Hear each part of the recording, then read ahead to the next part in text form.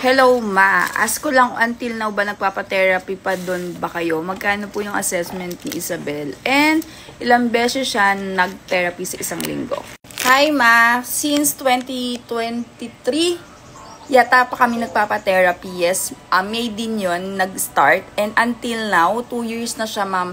Mami ko, magto 2 years na siya nagpapa-therapy. Both occupational and speech therapy. Sa assessment niya nun, Mare, ang binayaran ko 3,500, pero ngayon is 4,000 na. So, magkakaroon na kami ng third assessment this May 1. Oh my God, excited na ako. Kasi parang nasabi nung receptionist din na baka graduate na si Isabel sa therapy. Kasi malaki na yung improvement niya. And parang ready na siyang pakawalan sa therapy, ganon. And alam mo, mami ko, marami kong sinabi dyan, sabi nasa ko, may nakikita kang sign ng anak mo pero nako-confuse ka kung yun nga ba sign ng autism or not. Ang masasuggest ko lang sa'yo, mami ko, kapag hindi ka sure kung sign nga ba yun ng autism o hindi, better na you seek the help ng doktor, ng mga neurodevelopmental pediatrician para mas maagang matignan and then mas maaga mong malaman. Mas maganda kung wala, diba? Kung meron naman, mami ko, at least maagang nakita.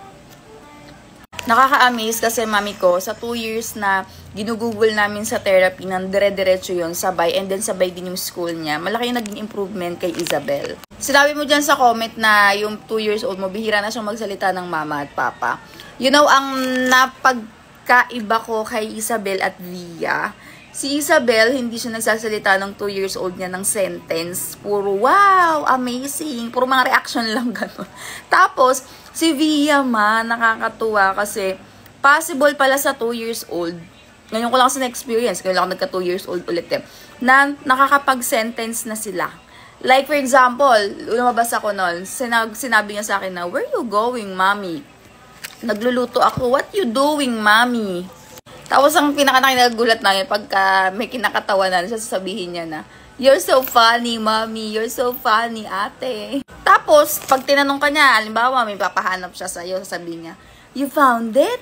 You found it? Kumbaga nakakatawa kasi nakaka-sentence na siya sa edad niya na 2 years old. Tapos, nakakausap namin siya. And, nauutusan namin siya kung may papakuha kami.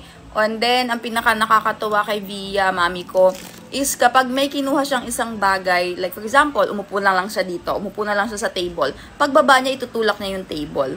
Pag may nasagi siyang something, babalikan niya yun, tapos ilalagay niya sa proper place. Pag may kinuha ka siyang toy sa playground, ibabalik niya yun kung saan niya kinuha. So, yun yung na-compare ko kay Isabel at kay Via. Pero ngayon si Isabel, mami ko, maganda na yung development niya. Nakaka-communicate na, wala na yung pagka-ekolalia niya. Nakafocus na rin siya. Pero minsan, syempre, nawawala yung focus niya. Ang ginagawa namin, ini-ignore namin siya. For example, may pinapagawa kami sa kanya.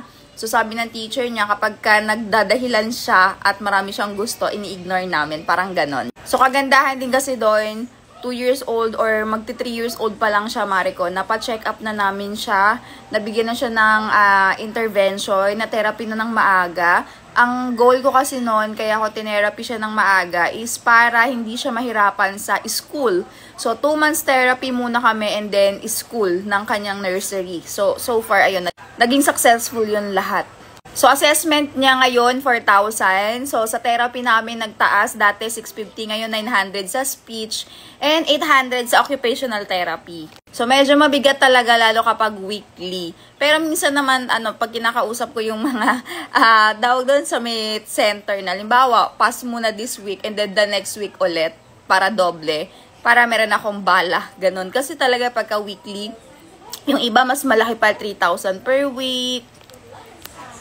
So, yun kasi yung sabi ng DepEd niya, 1 sa speech and 1 sa occupation. Actually, 2 beses nga dapat sa speech, pero 1 lang talaga yung kaya ko ngayon. Kasi may occupational pa siya. Pero so far, dahil nag-i-school siya, nakakahalubilo din siya sa maraming bata.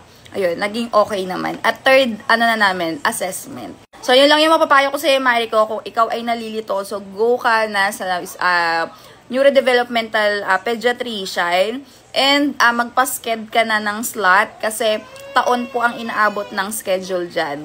So, kumbaga, trust your instinct.